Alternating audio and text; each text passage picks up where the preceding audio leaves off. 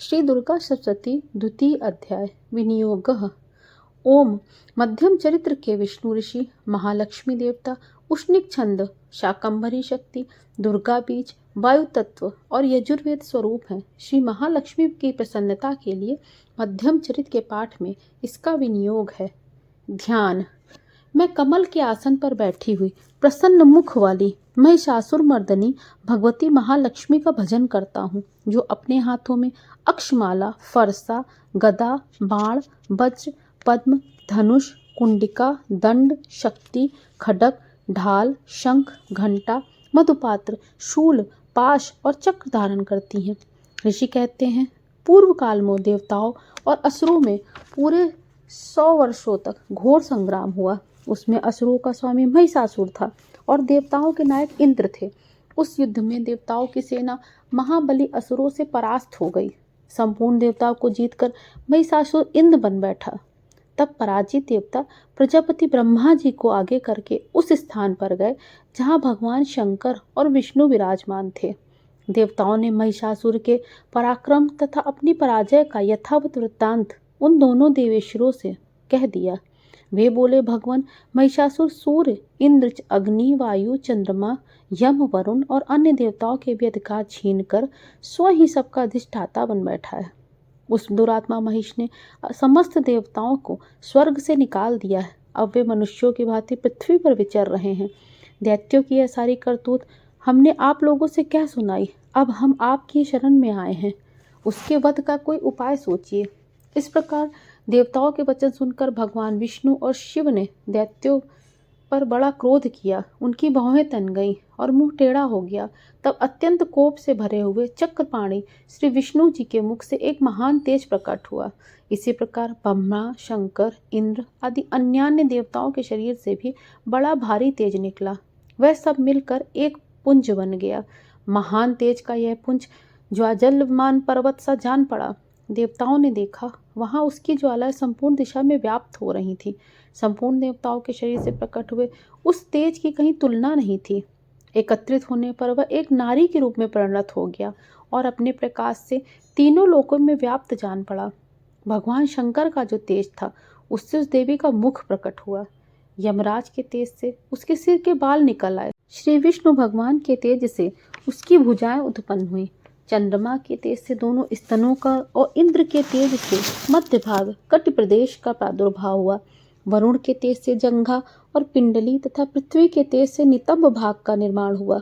ब्रह्मा के तेज से दोनों चरण और सूर्य के तेज से उसकी उंगलियां हुई। वसुओं के तेज से हाथों की उंगलियां और कुबेर के तेज से नासिका प्रकट हुई। उस देवी के दांत प्रजापति के तेज से तथा तीनों नेत्र अग्नि के तेज से प्रकट हुए। उसकी भौहें संध्या के और कान वायु के तेज से उत्पन्न हुए।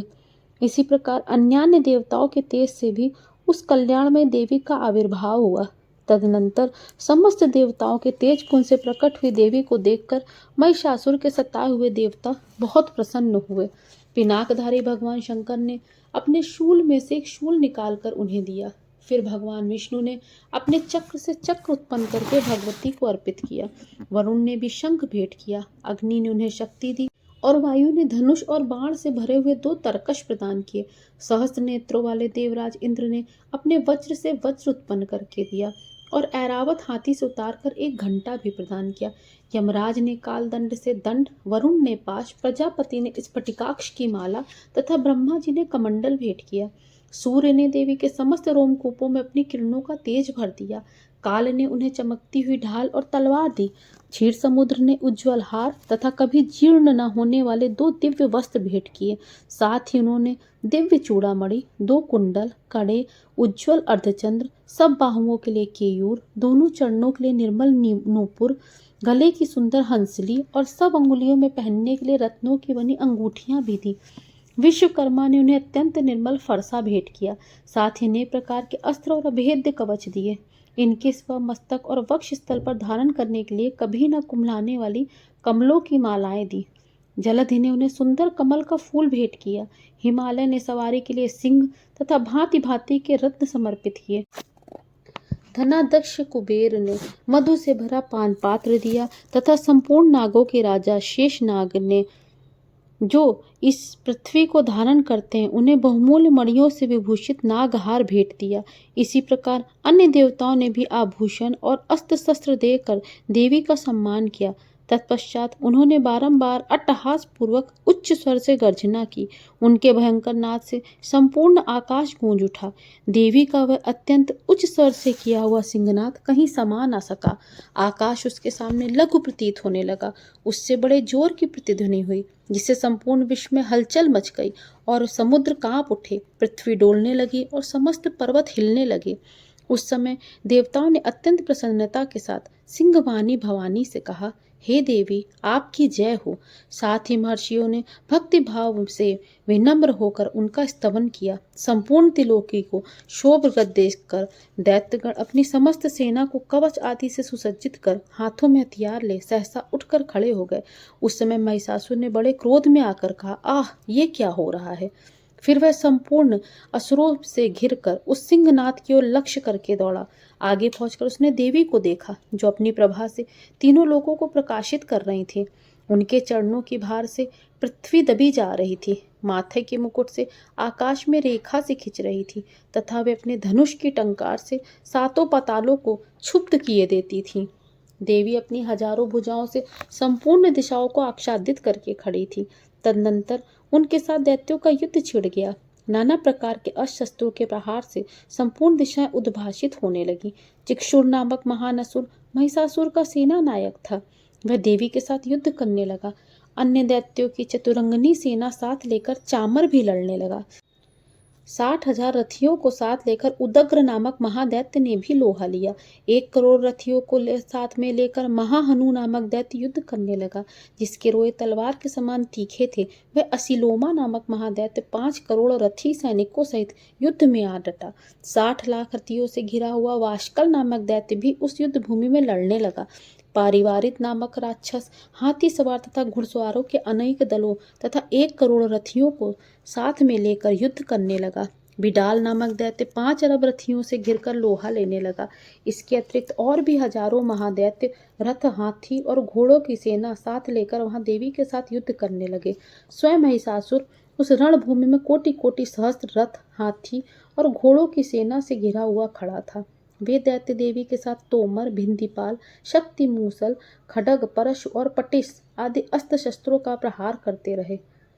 कुछ दैत्यों ने उन पर शक्ति का प्रहार किया, कुछ लोगों ने पाश फेंके तथा कुछ दूसरे दैत्यों ने खड्ग से प्रहार करके देवी को मार डालने का कोशिश की।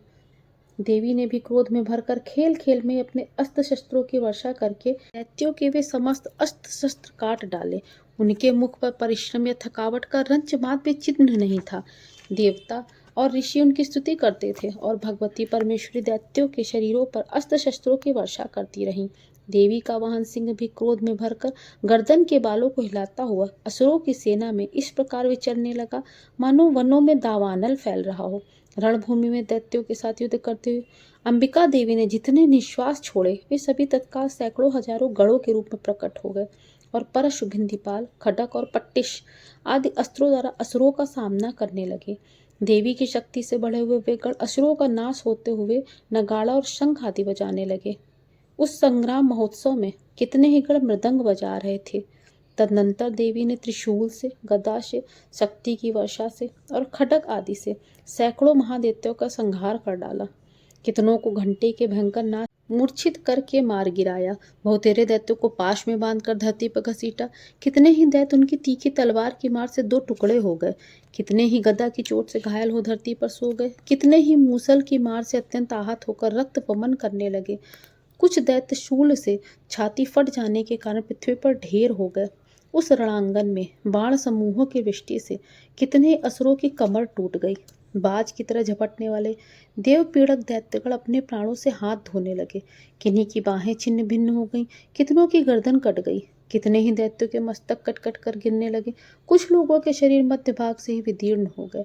कितने ही महादैत्य जांघें कट जाने से पृथ्वी पर गिर पड़े। कितने को ही देवी ने 1 बांह, 1 पैर और 1 नेत्र वाला करके 2 टुकड़ों में चीर डाला। कितने ही दैत्य मस्तक कट जाने पर गिरकर उठ जाते और केवल धड़ के रूप में ही अच्छे अच्छे हथियार हाथ में लेकर देवी के साथ युद्ध करने लगे। दूसरे कबंध युद्ध के बाजों की लय पर नाचते थे। कितने ही बिना सिर के धड़ हाथों में खड्ग शक्ति और रिष्टि लिए दौड़ते थे तथा दूसरे महादैत्य ठहरो ठहरो यह कहते हुए देवी से युद्ध के लिए ललकारने लगे। जहाँ यह घोर संग्राम हुआ था वहाँ की धरती देवी के गिराए हुए रथ, हाथी, घोड़े और असुरों की लाशों से ऐसे पट गई कि वहां चलना फिरना असंभव हो गया। दैत्यों की सेना में हाथी, घोड़े और असुरों के शरीरों से इतनी अधिक मात्रा में रक्तपात हुआ कि थोड़ी देर में वहां खून की बड़ी बड़ी नदियां बहने लगी। जगदम्बा ने असुरों की विशाल सेना को क्षण भर में नष्ट कर दिया, ठीक उसी तरह जैसे तृण और काठ के भारी ढेर की आग कुछ ही क्षणों में भस्म कर देती। और वह सिंह भी गर्दन के बालों को हिला हिलाकर जोर जोर से गर्जना करता हुआ दैत्यों के शरीरों से मानो उनके प्राण चुन लेता था। वहां देवी के गणों ने भी उन महादैत्यों के साथ ऐसा युद्ध किया जिससे आकाश में खड़े हुए देवतागण उन पर बहुत संतुष्ट हुए और फूल बरसाने लगे। श्री मार्कंडेय पुराणे सावर्णिके मन्वंतरे देवी महात्म्य महिषासुर सैन्य वधो नाम 2 अध्याय। बोलो दुर्गा मैया की जय।